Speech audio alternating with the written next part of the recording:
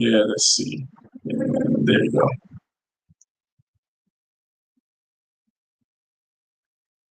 I'll just hit him up here. It looks like Tony is probably trying to come in now. So let me just add Tony. Yo, what's up, man? We live.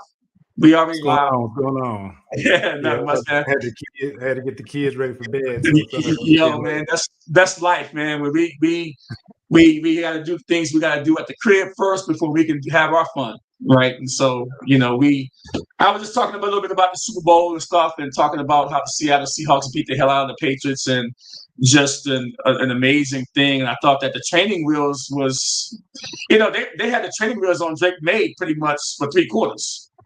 I also heard you talk about Papa John's. Are we talking about Papa John's now? Yeah, okay, all right, man. Shit. So now I like to say that on the yeah, I guess so. Well, yeah, we were talking about Costco pizza, Papa John's. And so yeah, I know you was talking about Papa John's earlier, and I said, man, I don't deal with that Papa John's stuff. I deal with the old Costco pizza. Give me a $9.99 Costco pizza that is cheese and pepperoni, half and half, and I'm good. I don't need Papa John's. And anybody that know about Costco pizza, you know that they can go toe to toe with almost any pizza out there. I don't know. You get that Papa John's pizza with that green pepper, that pepper that they put with it, and they eat it together. Ain't nothing like it. Yeah, I used to do it, man, a while back. I mean, but man, there's something about that large Costco pizza, which is pretty good. Now, the other thing is that you like the Wingstop. I know you like doing the Wingstop thing. And it ain't the same now.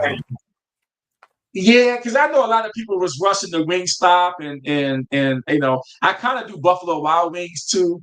Occasionally my wife will go to Buffalo Wild Wings. I kind of like Buffalo Wild Wings a little bit better than Wingstop. But I'm just gonna be honest. I like the Costco air fryer wings, and a lot of people are like, yo, man, what you talking about, man? The air fryer wings. Yo, I'm gonna tell you. I throw some of these up in here, and I'm gonna show y'all the picture. There you go. I'm probably getting us some free advertising. Pilgrim Ready Air Fryer Wings, crispy wings with honey barbecue. Yeah, with honey barbecue. This is my go-to. This is what I was going to. They gave me a sample of these because I usually get another brand. They gave me a sample of these when I was out Costco, and I'm like, yo, I'm going to go ahead and try them. For $12.99, you get probably about 40, 50 pieces in there. Throw them in the air fryer. I got one of those little air fryer ovens. My oven is a air fryer. My full oven is an air fryer mode, and throw them in there for like 16 minutes, man, and it's on. And I'm like, I don't need to be going to like these wing stops and all these places for $12.99, man. I ate Costco pizza. I had wings, and we went to our local fries and got some chips and dip. So I had 3 different types of dip before the game started, and then I reheated my pizza and ate the wings for halftime, and I was good, man. So but yeah, that Super Bowl though, like you said, we had that pegged. Easy Seahawks wins. That defense, they've been tested all season.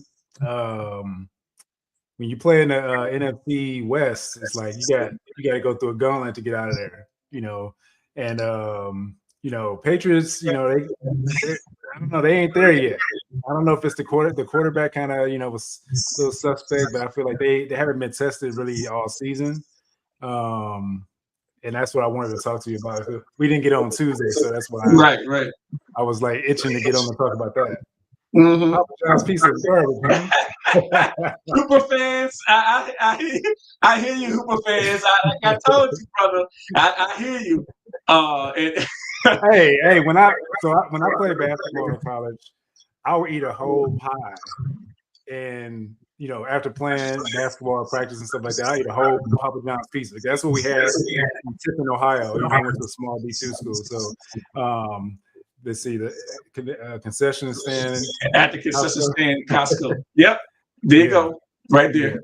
But yeah, that's the reason why I like Papa John's, because it's like my formidable years in my life. That's what I used to eat. So yeah. Yeah, Shaq got a little hand in the Papa John's pot too. So if you want to support a brother, I know he's getting a small percentage. Sometimes he'll do like a Shaq-a-roni. like at the Sacramone pizza over there or whatever. But it's all good, man. I'm all over it. So let's see, somebody say on it.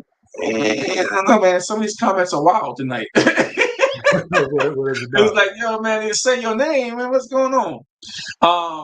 But yeah, so at the end of the day, I think Hooper fans got it right. Appreciate the comment. That's your opinion.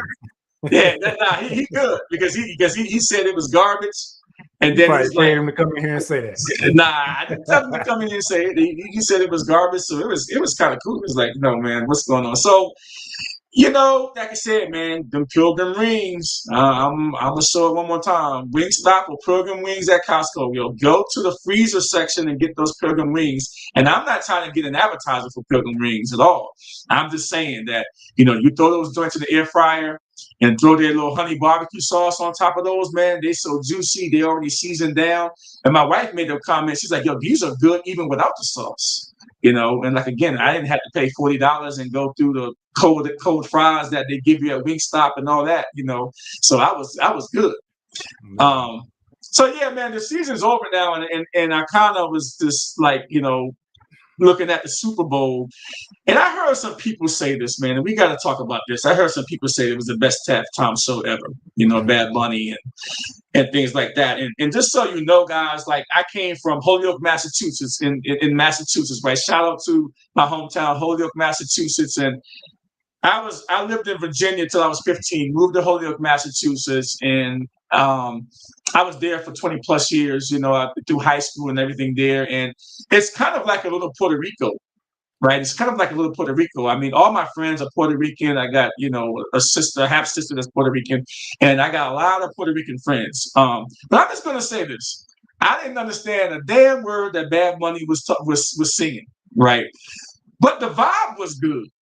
The vibe was good. Like what he was doing, the vibe was good. I was feeling the vibe, but even though I didn't understand, the Spanish and all that, the vibe was good.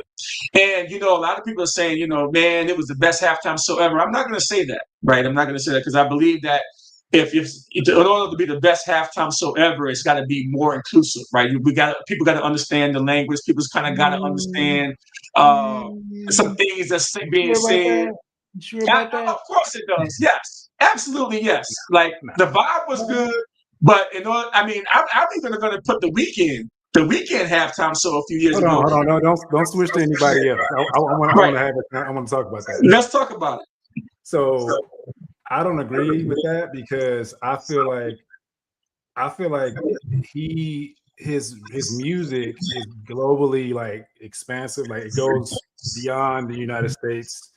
He's not from here originally, but what he's doing in his career is like next level, and that's what they brought him in for. They brought him in because he has the most streams and all that stuff like that.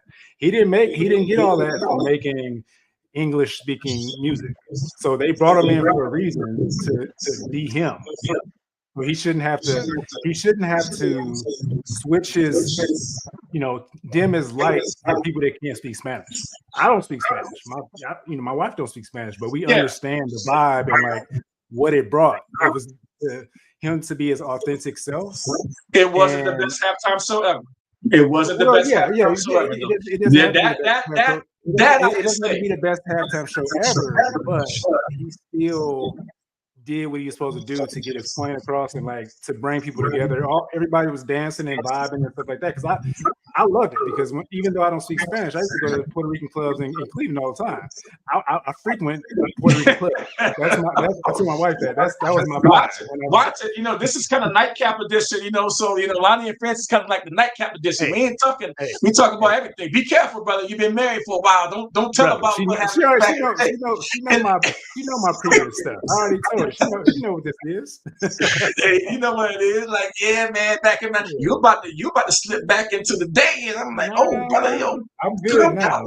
Slow down. I'm gonna just get my tea bag. Yeah. Cool your jets a little bit, brother. But here's some that from a consensus perspective, you have a lot of the like billboards and NBC and all those. They kind of like do a poll of what they thought was the top from number 1 through 5 of all time.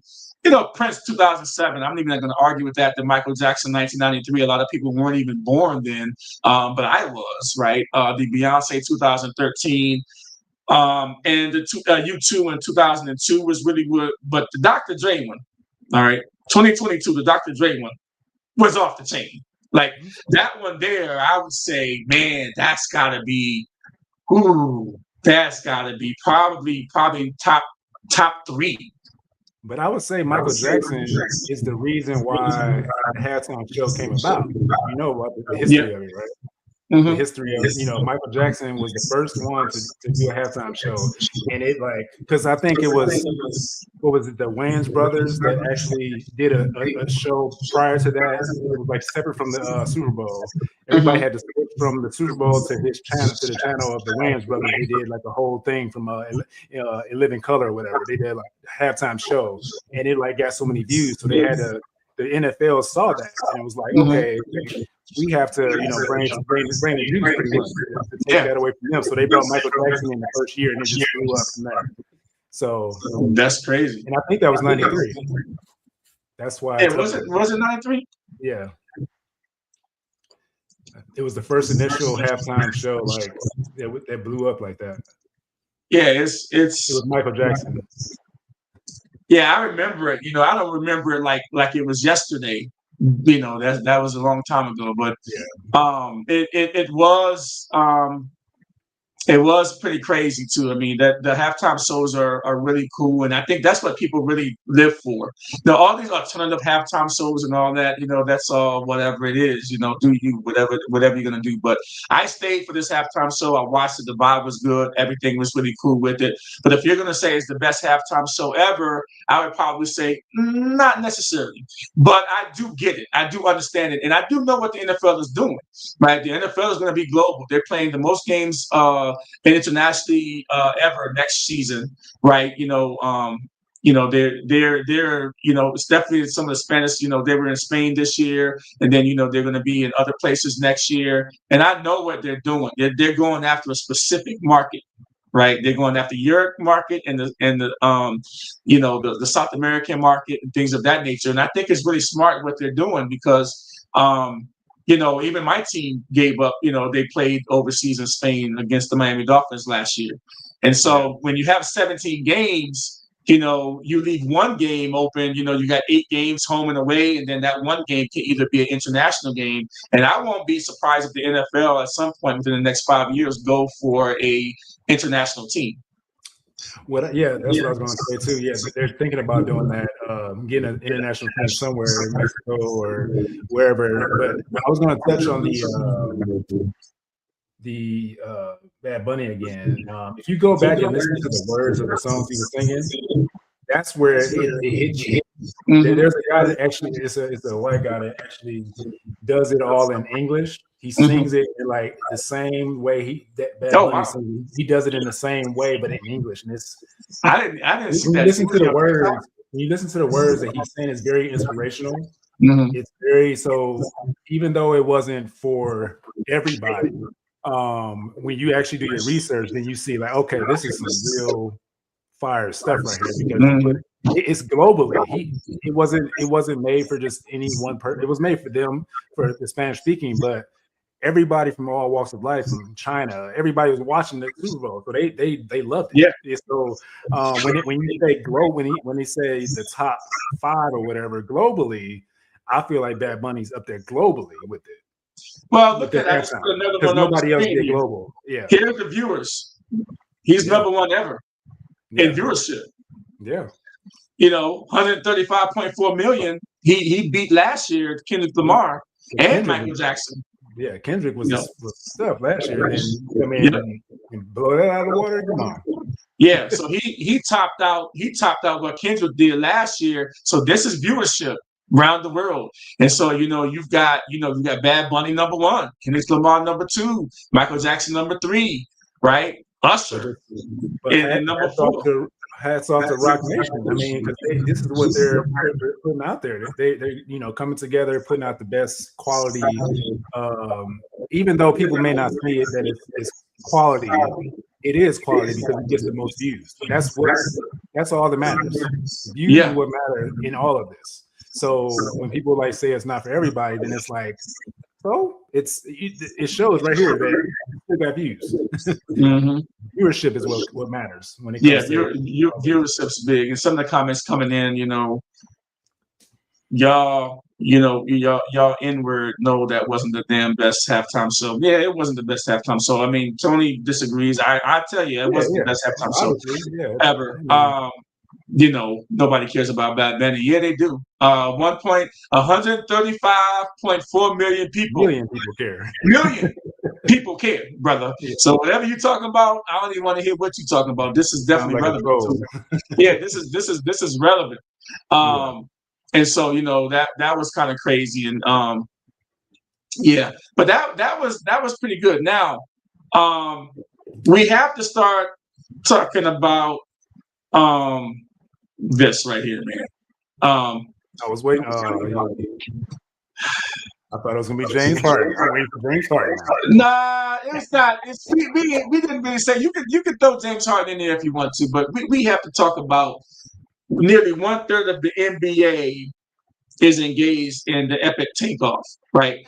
The NBA, you turn on the NBA now that everybody's back trying to figure out what they're going to be watching, and if it's the NBA, when you start looking at all these teams that's taken to the bottom, all of them are taken towards the bottom. Sacramento, Utah Jazz, the Washington Wizards, they hold the second worst record in the league behind the Sacramento Kings. The Sacramento Kings are currently 12-44. And on the franchise record 14-game losing streak, after trading guard De'Aaron Fox to the Spurs last year, the team has shifted focus to developing young players. You're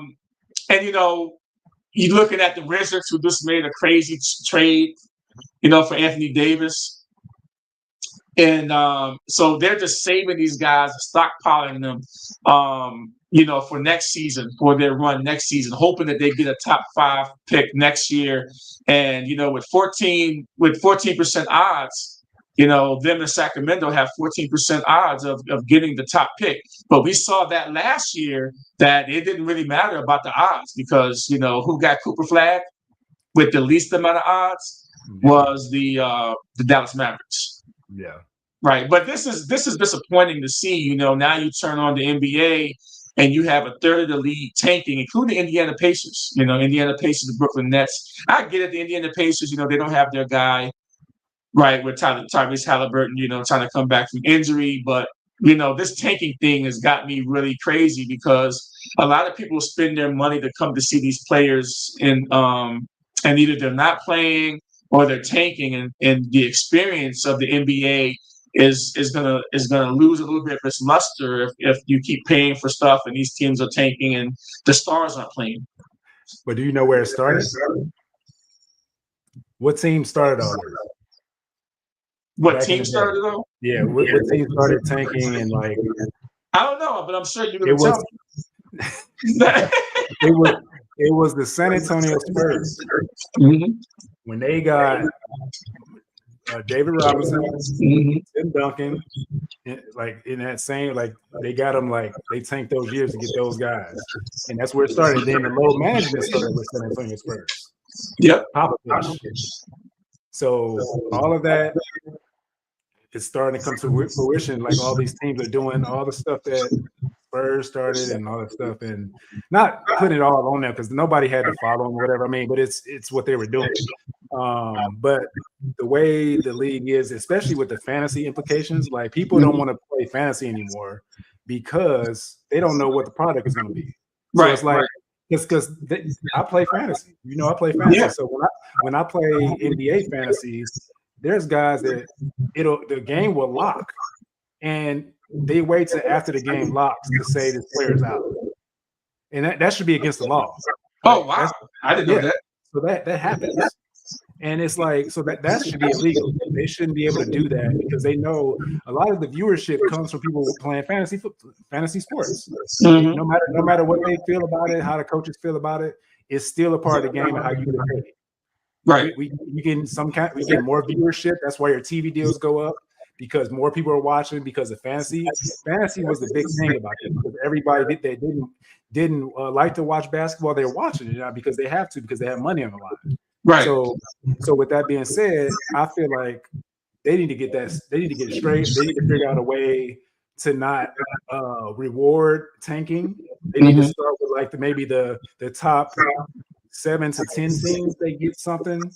They get some kind of incentive to get the higher picks. Yeah. And then the next, the final 5 gets a selection or whatever. So they got to figure something out to having an incentive to make it to the top 10. Then it'd be a lot more competitive to me. I think. I mean, I don't know the full, way to put it out, but that's what I'm thinking. They have to figure out something where it incentivizes everybody to play every single game. Because it's terrible right now. Yeah. We're gonna take a quick little break, and then when we come back, I'll let you talk about your Cleveland Cavaliers and Mr. James Harden, and what have you seen there over the last few games on that. So we'll take a really quick break, just so people know what they're watching. We will be back in a second.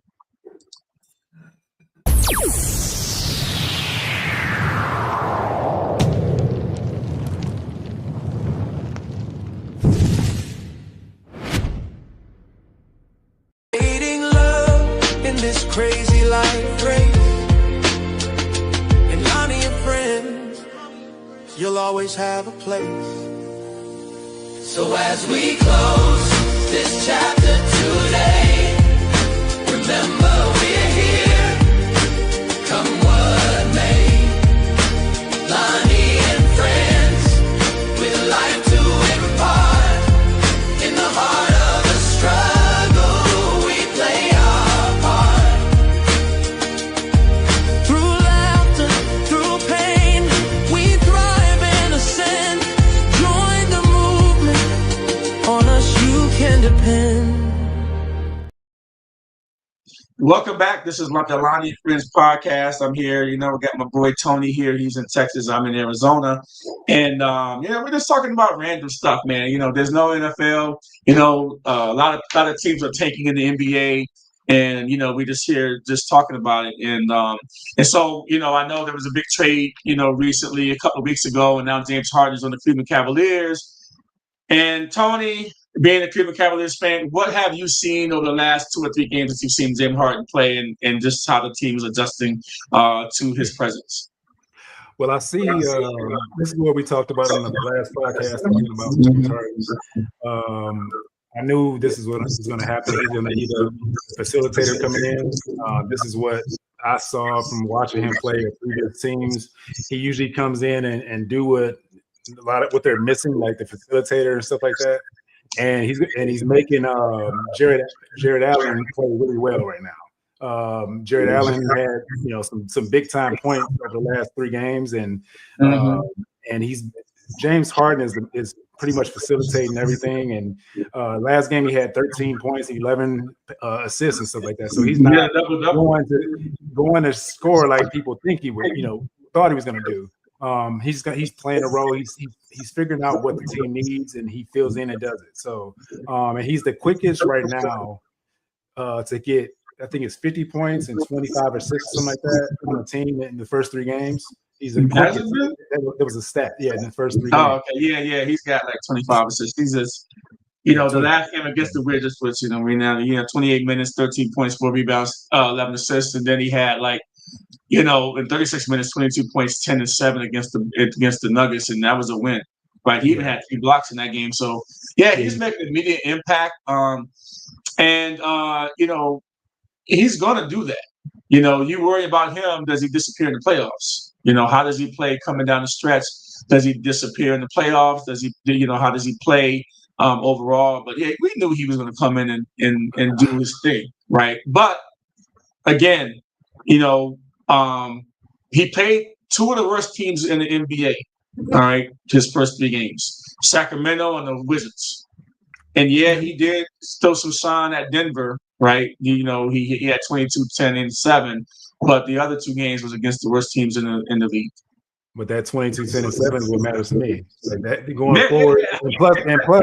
and plus Mobley didn't even play. We only have Mobley's out injured. He didn't play these last 3 games, and he had to step in and do his thing. And I just feel like once Mobley comes back, he's gonna make him way better. Like just because of the rim running and stuff like that, the screen roll, lobbing.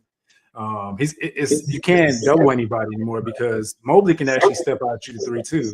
So it's almost like the floor is going to be open for him to just drive and do what he wants once Mobley comes back. So Yeah.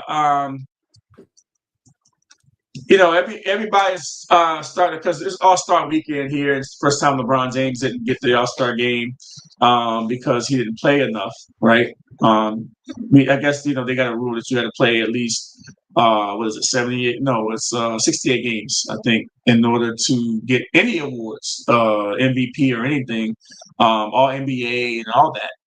So I don't think he is going to be there. And maybe and he's not even in the All-Star game. But when you look at it, there's not an American-born basketball player that has gotten has gotten the league MVP since 2017, and I think that was James Harden is the last American-born player that actually got the last MVP.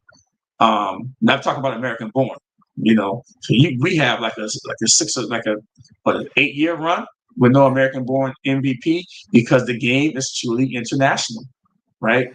And so this is crazy. But right now, I mean, if you're looking at the MVP of the NBA, SGA, Shea Gilgeous-Alexander, is I mean, he's got 31. He's averaging almost 32 points a game, 4 rebounds and 6 assists. Jokic, who has already been an MVP, he's a walking triple double, right? He's averaging a triple double, like 28.7, 12 rebounds and 10 assists. Cade Cunningham for the Pistons, he's having a remarkable season, and Luka Doncic, he's having a good season, averaging 32 points a game. And a lot of people think Jaylen Brown should be a little bit higher on there because he's doing more with less. He's carrying the Celtics right now. And so, but I don't think he's going to win it overall. But I think SGA might win it again, second time around. Yeah, it's still early. I mean, we got a lot of basketball left. And I usually don't start talking about the MVP race until after the All-Star game because that's when it's going to get really heat up. And maybe a month or so before the playoffs start. So, but Detroit is at the top, and Cavs is right behind them. So it's I feel like Detroit is playing really well.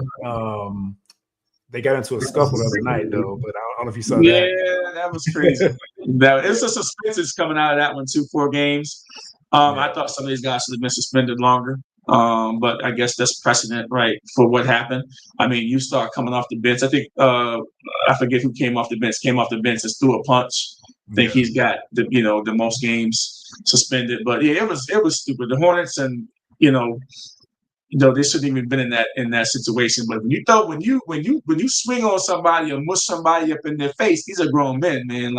You don't know where they grew up at, their background, their road to the NBA, and sometimes that comes out of you when somebody flexes on you or throws a punch at you, even if you're on the court. You forget about what you. But it was a bad look overall.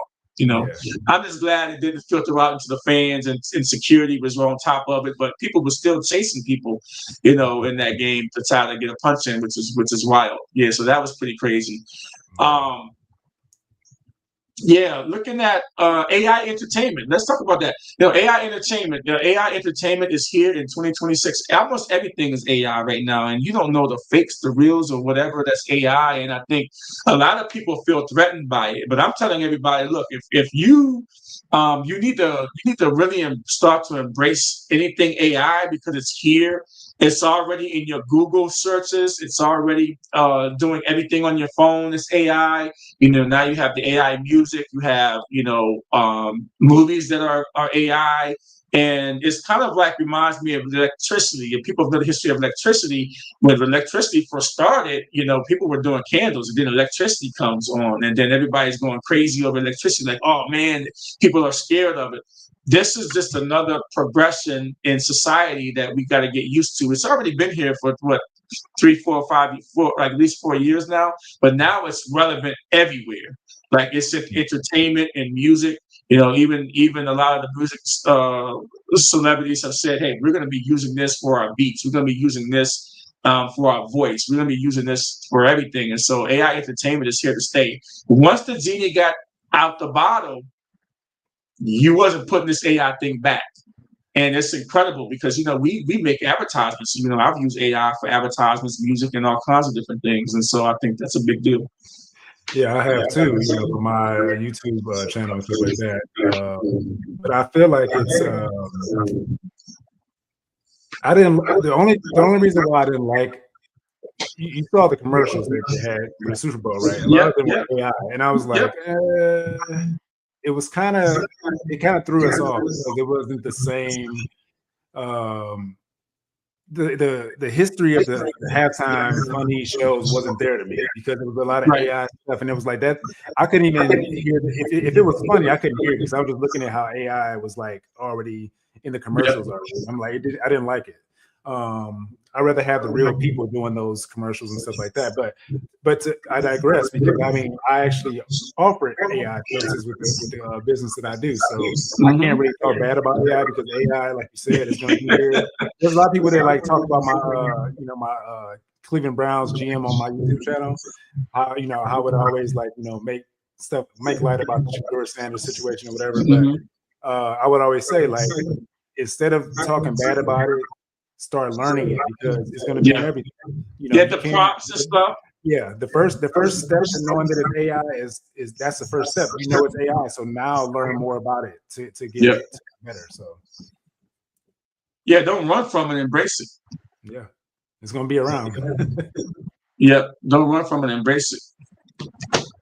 And so you saying it's AI and I don't like it. It's not going to make it go away. So no, it's not. Yeah. It's crazy. You gotta make sure that if you don't like it, it's everywhere. You're not gonna like it for a long time because it ain't going anywhere else. So start learning how you can do something to make money with it and make it to your advantage. And the more you know about it, the more it's going to position you to be able to make money using AI because it's in almost everything. Doctors' offices now are starting to use AI in the way they chart. Right.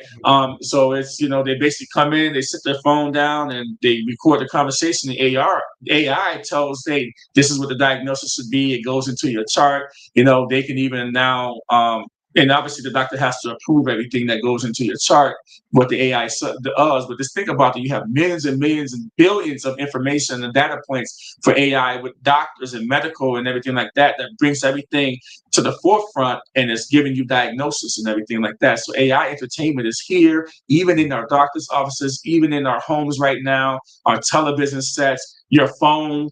If you ever use Google search, it's all AI, and it's giving you more in-depth information than you were ever getting before.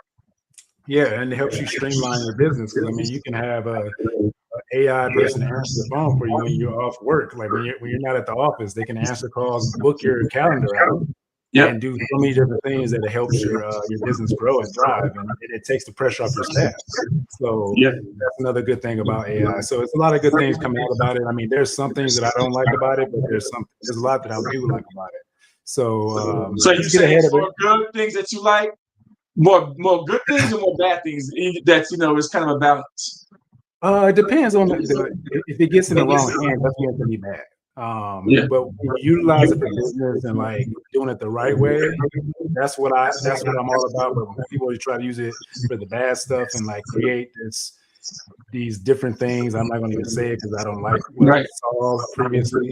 But it's just bad stuff that they're creating just to instill fear in everybody. You know what I'm saying? And I don't like that. But that's what I don't like about it. But when it comes to like business, like just making funny stuff, but when it comes to like deceiving people, I don't like that part. Yeah, yeah. There's things in there, but the genie's out of the bottle. So you got to figure everything out now and see how you can make it to your advantage. And so people that are business minded, people like me and Tony, we're already doing stuff that's AI generated. I have a creative director for AI artists, and stuff. And so yeah, the music's good. Good And music, even yeah, good music. music's good. The videos are Yeah, good. It's if like you haven't checked it out, check it out. yeah, check it out.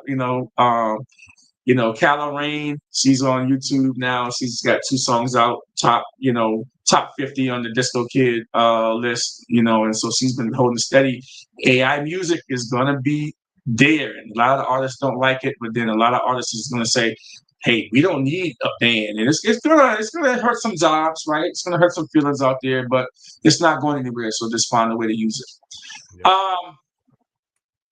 This is a crazy ass question here. Sorry, guys. Do you go number one in the shower? Yeah, I pee in the shower, dude. I pee in the shower. You don't pee in the shower? What? Yeah, man. Who ain't pee in the shower? Like, I just seen something on one of the other podcasts and dude was tripping. Like, nah, man, I don't pee in the shower, man. You pee in the shower? What you talking about, man? Like, it's all going down the drain anyway. Like, what's happening? Yeah, I pee in the shower, man. Yeah. I'm a grown man. I'm in my early 50s, but I pee in the shower, man. There's something, what the hell? What I'm gonna do? Like, get out of the shower to go pee to get back in. I mean, I don't want to track the water on the floor and slip and fall and bust my head open. Like, what kind of sense does that make? It's wild. I'm like, yo, man, like, y'all, don't act like y'all too good to pee in the shower. And everybody, and if you out there, you say, I've never done it, man, you can look me straight in the face right now and say, you've never peed in the shower. I pee in the shower a lot. You went pee in the shower. You went pee. Yeah, because when you hear the water running, it's like, oh man, the water running. You're like, yo, man, I gotta use the bathroom. So I pee in the shower. Now, anything else? Nah. Pee in the shower? Yes. So yeah, that's pretty funny. I saw that out there. But yeah, but overall, man, like, coming up when you start looking at the NFL season next year, because there's the background of the season, and then of course now the Raiders do have their guy, the Seattle Seahawks was filled the last position, the defensive coordinator now. No, is he the offensive coordinator for the Seattle Seahawks? He's with the Raiders. Oh. Right. Oh, and so Kubiak, right? Yeah, Kubiak now is with the Raiders. And so which is pretty cool, right? And so now he's probably going to get the number 1 pick. He's going to have his quarterback. He's got a running back. He's got a tight end. And so everybody was talking about Max Crosby, whether Max Crosby is going to stay. I know he was there to meet Kubiak and stuff like that, and they probably had a conversation. But I think that Max Crosby is probably going to be one of the highest free agents out there. And you know what? I like it. I like it. In the next few weeks, we're going to see, salary, we know the salary cap is going up. We know that, the new season starts March 1st. A couple of weeks, we'll see the new season start. We'll see he'll be getting cut, right, as a, a New Year casualty. I heard Kirk Cousins is probably going to be out there on the street, with his contract. And so I think that Kirk Cousins still got a lot in the tank at 37 years old. So if you need a quarterback that can come in and start right away, would you take him? I wouldn't take him. I mean, my Commanders are good. Nobody's gonna take him. Yeah, somebody's gonna take him, and somebody's gonna take him because I think he's a better quarterback than Sam Darnold. Right? He's gonna be a backup. He's not gonna be a starter. He's not gonna be. I think he's gonna be a backup. I don't think any team. When he came in for the Atlanta Falcons, he went like the last 7 or 8 games. He was 5-3 or something, 5-2 or something like that. But this new NFL, you gotta be able. This NFL, you gotta be able to run the ball. You can't. Sam Darnold's not a runner. No, he ran the Super Bowl. But that's not his game. No, he's athletic. He just doesn't need to. He's a pure drop back quarterback. Well, the way their offense is structured, it is dropping. But he got out of that pocket. He's athletic. Kirk Cousins still got it, right? Kirk Cousins still got it, and somebody's going to take him, even if they have to get a bridge quarterback or whatever. Then somebody's going to take Kirk Cousins, and it's going to be. Arizona? They could. I would say that if they need a bridge quarterback, yes, Arizona would probably be a place. Let me see. I don't know if I Even the did. Raiders possibly, right? To help Yep. Yep. Boza get Yep. ready. Yeah. Yep. Let me see. I thought I had this queued in, but I don't think I did. So you're when you're looking at the top free agents coming up in March, I would say Kirk Cousins is probably going to be up there. You've got Trey Henderson, that's the Bengals. He was going to be up there. George Pickens, I'm hearing that he's probably going to be franchise tagged, right? Yeah.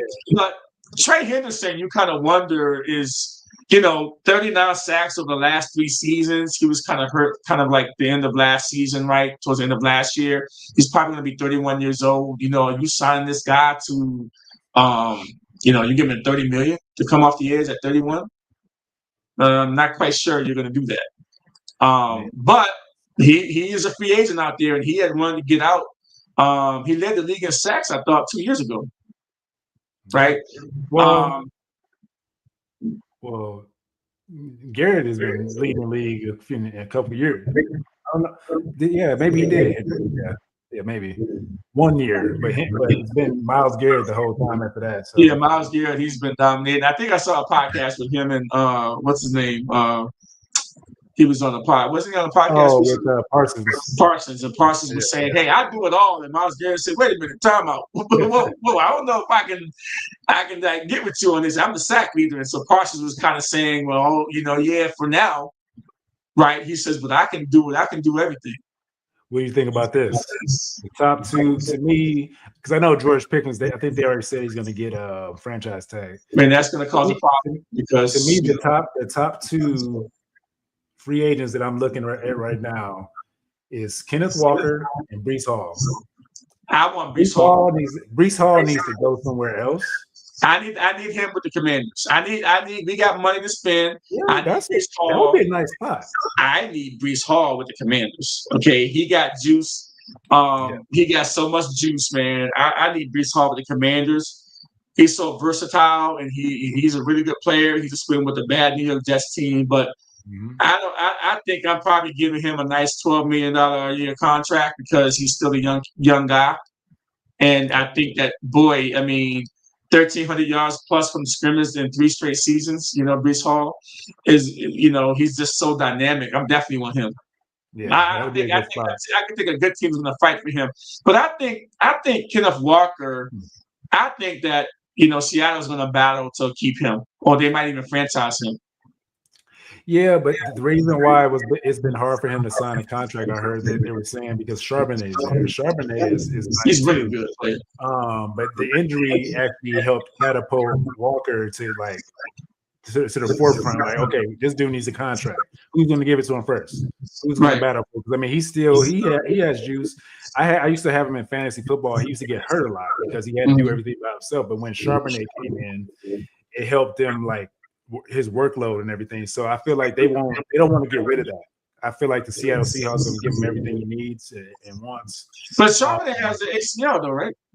He had an ACL, so he might not even be ready next season, the start of next season. So they got to bring Walker back, But they got to, I mean, he's got to bring him back. And they were saying that he was trying to negotiate this contract while the GM had a few drinks on the float yesterday. Hey. He was trying to negotiate like a deal there. I'm like, yo, man, that's smart. But they're not letting him out the door either. They'll probably try to franchise him. I'm not sure what the franchise amount is for running backs now. And Breece Hall could be a franchise person either, like a franchise and trade type of situation too. Do they? I don't think they have any big money tied up in anybody. I don't think they have to franchise them, right? Who's that? Walker. I don't think because they don't have big money tied up in anybody, do they?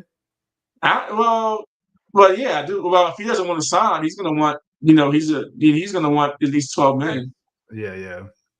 And then if they're going to have to pretty much see, the one out there too is, is Kyle Pitts for the Falcons and Isaiah Likely for the Ravens. The tight ends. Oh, Isaiah Likely. Yeah, Isaiah Likely, he's a good one too. Yeah. Alec Pierce is a deep ball threat for the Colts. He just didn't have a good quarterback. I've had my eye on him too. Guy that's a really good player. These wide receivers, he's going to be looking to make a little bit of money too. Probably north of $25 million a year. Mm-hmm. The salary cap for a wide receiver is what, 28.8. And the top wide receivers are making 30, like CeeDee Lamb, he's making like 34, 35 million a year. And so, you're going to have to figure that out. David Phillips, on the edge rusher. Alec Pierce is the one that I'm looking at out there, 21.3 yards per catch. It's a lot. Yeah. He led the NFL. Yeah. I had him in fantasy. And my team won a championship with him. Mm-hmm. Mm-hmm. Even though towards the end it wasn't that great playing with your boy Phillip Rivers, but Chris was a dog to me. But yeah, Daniel Jones, and then Malik Willis, he's going to get some action too for the Packers. Malik Willis came in and had some pretty good games in relief when Jordan Love was injured. And matter of fact, just looking at his overall arc and trajectory and how he's kind of remade himself into a really good quarterback. He was coming out of college, people thought he was a running threat, small school, he had a big arm, but it took him a while to get used to the game. But man, he got there in Green Bay, and now he comes into a game and you're like, whoa, this guy can actually play, right? And so I think he's going to be one of the sought-after backups out there. I don't think he's a starter, but definitely a backup, a really good backup. Somebody would pay him, $10, $12 million just to be a backup, depending on, where he lands. Yeah, I have I'm hearing murmurs by the scuttlebutt. That's a water fountain in the military terms. They're talking about the Malik Willis might be coming to the Browns, and I don't want that to happen. On this thing I'm looking at right now, they're saying Miami. I don't think we can afford him. I wouldn't want to spend $30 million. Huh? Malik Willis? Yeah, because he's wanting two for 30, so it's 15 million a year. I don't want to keep giving money to quarterbacks like that. That's easy money. That's easy money. We have cheap guys right now. We don't need it. We don't need any more quarterbacks in the quarterback. Well, I think Malik Willis could be your number one. Yeah, Monken like running quarterbacks though. Yeah, I think Malik Willis could be your number one guy if he gets in the camp. If you guys go and get Malik Willis, I think it's for him to be the starter. Because I don't think Deshaun Watson. I would take Malik Willis at this point after seeing him, come in the game and start a few games. I think that, man, he's a good player, and I think that if you guys get Malik Willis. Yeah, and with that defense, if you guys can keep those pieces together, I think you guys have a chance. Because, Deshaun Watson, I think he definitely can beat out your guy, Shador. I think he can beat out Shador. But nobody's beating out Malik Willis on your team right now if they bring him in at that price. Yeah, I mean, maybe with this the way Monken's offense is ran, he likes running quarterbacks, but I don't know. We'll see. Willis is not really running that much a lot, but he can. Yeah, he does. But he's really good when he runs. But that's the same thing when with Shador. Shador will run when he needs to. But if you get him the right protection, because we haven't seen what he can do with the right protection. So we all this stuff is being said about Shador, but he hasn't had the right protection. A wide receiver one, he lost his running back due to injury. There's a lot of stuff that happened, but we don't know what could happen. He can get a full off season to prepare and get ready and come out training camp, blow everybody's doors out. Once he gets if they make a play for Malik Willis, it's for him to start. I think that because they or it's quarterback competition. Yep, and I think Malik Willis will come in and win the competition. Between him and Watson, but I think they're trying to get that contract off of Watson, but Malik Willis, look for that to happen. Yeah, he's still young. He's pretty much preparing for the if it doesn't work out with Shador, then Malik Willis is right there. Like, okay, we can put our name behind him to move forward. I can see. And you guys need cheap labor, so 2 years, 30. It's cheap labor for a decent quarterback that can win some games for you. Obviously, Yeah. you have a 5th-round pick in Shador. The best option would be Shador if you want cheap labor, right? Really, really cheap labor. But to get a veteran guy that's been around for 4 years, and Malik Willis for 2 for 30, that's a good deal. That's a good deal. And so we'll see how that plays out. But anything else on your board this week that we didn't talk about? No, that's it for me. I'm sure there's a lot more. We always talk like on the phone, and then we talk for a couple hours on the phone. We can't do it here, but we can talk. We can talk about pretty much everything on the phone. I know the Winter Olympics is going on. If you really care about it, me, I'm not a big Winter Olympics guy, but whatever. We were watching it, but it's on in our house because my wife, she watches it, and the kids. My son is getting ready for the Olympics. He wants to be a swimmer, so we get him into that mode of like watching the preparation and all that stuff, and seeing what it's about. So it's all good, man. So man, thanks for joining Lonnie and Friends. I just want to pop on here, and I'll pop on here randomly, just to talk whatever, until like the basketball starts really heating up. Then we can really start getting into some basketball stuff, and then whatever else is going on in NFL free agency.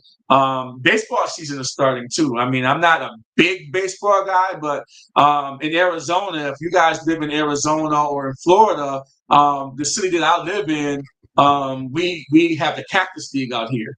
I have the Texas Rangers and not the Milwaukee Brewers, and the Kansas City Royals here, and they're literally a mile down the road. And so baseball season is starting to come up, and then everybody's going to be taking a break here during the spring and going to coming to see their favorite teams play in the warm climate, because Arizona is like 80 degrees right now during the daytime. So everybody's going to be flocking. We know Arizona has nice weather. You always post it. You in Texas, so I mean, you should be good too. You should be right. We good today, but we get freezing snow and all that stuff. So I mean, we don't get all that. I mean, if you want to go up north and go skiing, you can have all that, Grand Canyon, Flagstaff, all that. But down here in the valley of the sun, man, we good weather, so we good. But hey, man, thanks for jumping on. Appreciate you. Good to see you. We'll talk. All right, take care.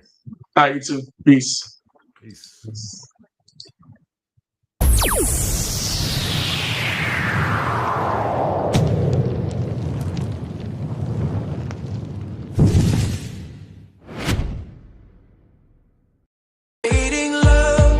This crazy life race, and Lonnie and Friends, you'll always have a place. So as we close this chapter today, remember